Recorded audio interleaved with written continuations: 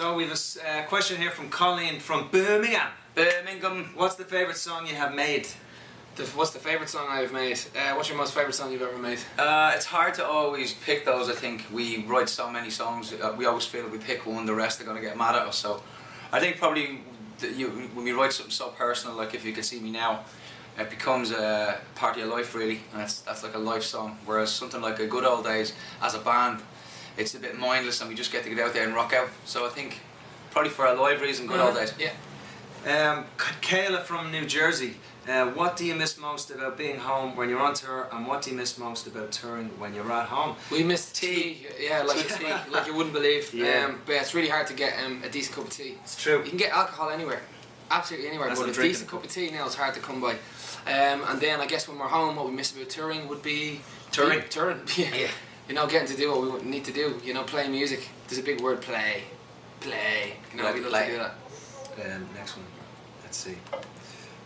James from Toledo, what has been your favourite moment in your career so far? I would say one of the big moments was supporting Paul McCartney in Shea Stadium. That was a great moment. It was really good moments. Aviva Stadium for me. Yeah, any of those two really, we're really spoiled as people. Amanda from Junction City, what was the first album you ever bought? First album I ever bought was Aha and the Monkees. Not on the same album because that'd be amazing. Yeah, Aha, Take On Me. What was yours? It was the Final Countdown Europe. Mine was Bob Marley, I believe. Marnie from Cleveland, Ohio, what do you think your next single from 3 will be?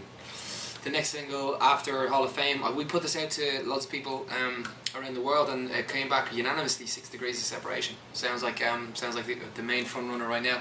Unless anybody else has any arguments, but if you want, go to scriptmusic.com and post all your letters to Glenn. Jesse from Baltimore, what has been your most embarrassing moment on stage? Most embarrassing moment? For me, it would be almost passing out on stage and playing really badly at the time. I was there. Because I was out all night. Yeah, it was bad. That was mine. What about yours? Mine was messing up keyboards when we played with Paul McCartney. Oh god, yeah, of course. On the same gig, one of mine was I fell over a speaker on that same show. So the Paul McCartney gig obviously went so well for us. I got to get 3 nights to 3 nights. Three. Weird. 3 nights. Corinne from Dayton, if you could collaborate with any person dead or alive, who would it be? Elvis. Bob Marley. Marilyn Monroe. Yeah, but it's not just about music, it's about musical. No one said it was about music. They were going to make music. Catherine from Dallas, can each of you name one event and or a person who has inspired you to become who you are today? So many people that I suppose we've looked at over the years. Musically, it's so many bands, it's just music in general, good music. But as people, we really do get inspired by the actions of everyday people doing extraordinary things, and it's probably the reason why we wrote our song Hall of Fame. So over the recent years, it's been a lot of nurses and doctors and stuff that we found don't have a Hall of Fame, and we felt we get really inspired by those people. Yeah. Nicole from Syracuse, what is the craziest thing a fan has ever done to try and get backstage to meet you? I remember this. Dan, you know the answer. Yeah, I can say the answer if you'd like me to say the answer. This girl basically faked our passes. She got a copy of one of the passes. From a photograph, wasn't it? Really did a legit job on it, and then laminated it, got it together, put the fucking thing around her neck, and basically managed to not infiltrate just the show, but all the way through to the lift, the elevator. When we all got into the elevator after the show, she got in there with us. So it was on one side she could have had a knife. She could have had a knife. She could have had a knife, mate. So that part was a bit scary, but other than that, you know, fair balls to her for getting into the gig. She actually said to us in the lift, I shouldn't be here. And we're like, what? Yeah, I don't think I should be here. She had a good, just kept her mouth shut, right? Yeah. Heather from New York, Moon Boots is such a creative idea. What was your inspiration for the song?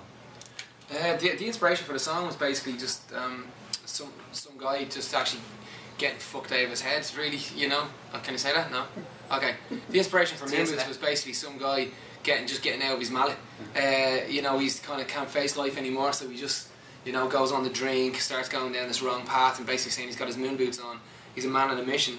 That no matter what, thank you, no matter what, he's hell bent on getting out of here and going into outer space. So it's a bit of a metaphor kind of a song. Kristen from Omaha, do you have any big plans we should look out for after the Planet Pit World Tour?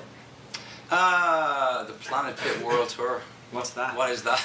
We don't know what that is. We know, you know, a lot of memos don't reach us.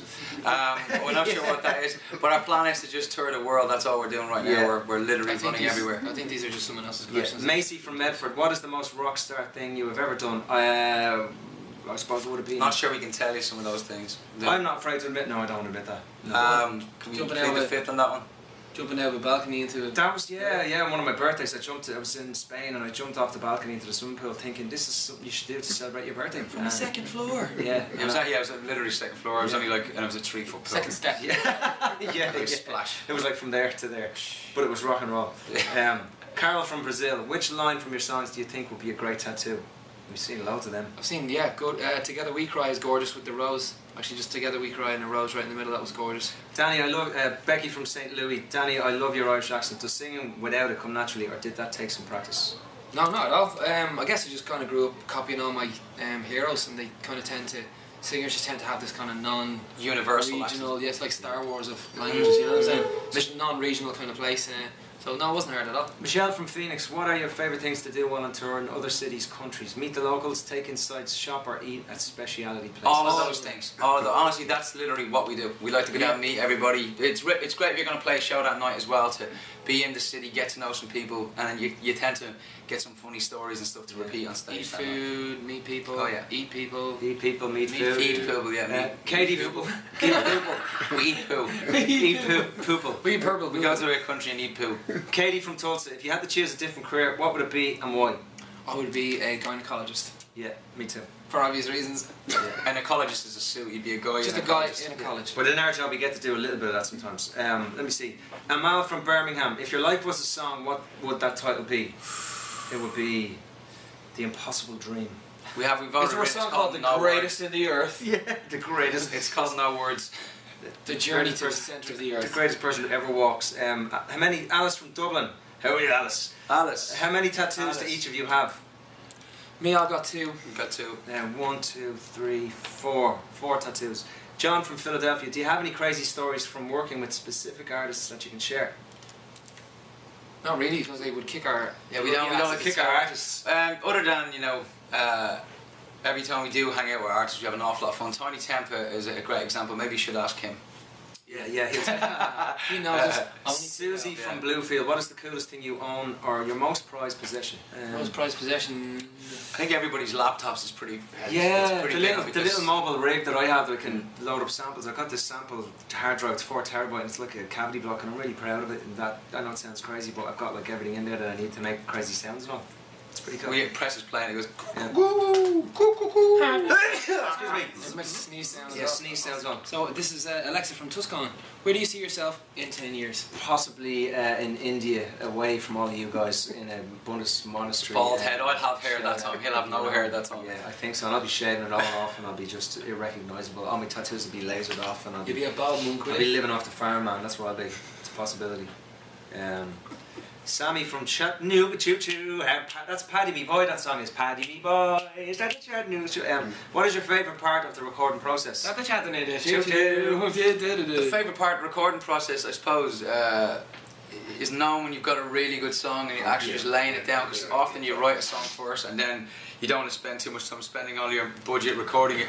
Chris from Norfolk, do you have any weird funny habits you do before going on stage? Yes, I do. I use the gold bond on my ass before I go out there, because it keeps me dry. Because as a drummer, when you sit down, you get a lot of sweat going on. Norfolk way. Norfolk way. Yeah, we we from tend Norfolk. to... I have to do that every time, man. It's just a thing. We have a few rituals. We drink a little vodka. We make sure we centre ourselves just before we go on, so we make sure the show is absolutely everything to us going out there. I like to take a bath in Pepto-Bismol before. Molly from Greenville, what is the one thing you would want all your fans to know about you, that we're bloody grateful to have the job we have, and without you guys we know we wouldn't have the job we Good have? on you. Yeah, we are. It's having this job is a bit of a super thing for us. A dream come true, and literally all the fans hold us up there. So we're very aware of that, and that's why we try our best to go meet everyone everywhere we go. Tori from New York, if you could describe yourself as a band in one word, what would it be? Grateful. Amazeballs. Honest. Yeah. Risky. Let's see. Jordan from Williamsport, what are you most looking forward to next year?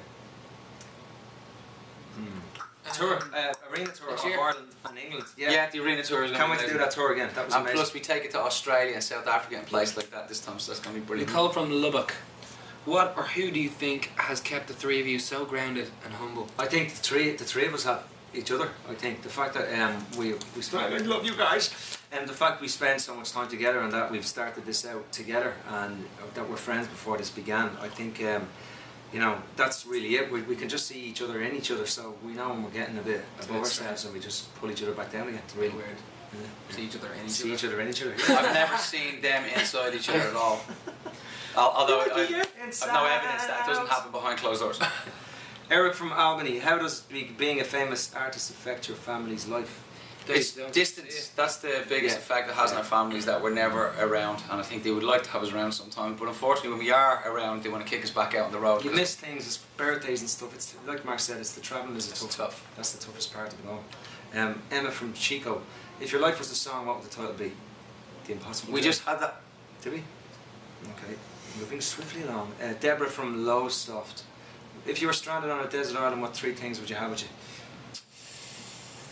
Stranded on a desert island, what 3 things would you Solar powered battery. Yeah. A satellite. A woman. A satellite phone. Is that a thing? Is a woman a thing? Can I say woman's a thing? Yeah. Well, you'd have to have a woman there with us to at least make sure. And she, a chef, a female chef. A hot female I'd chef. bring God, a girl, and MacGyver.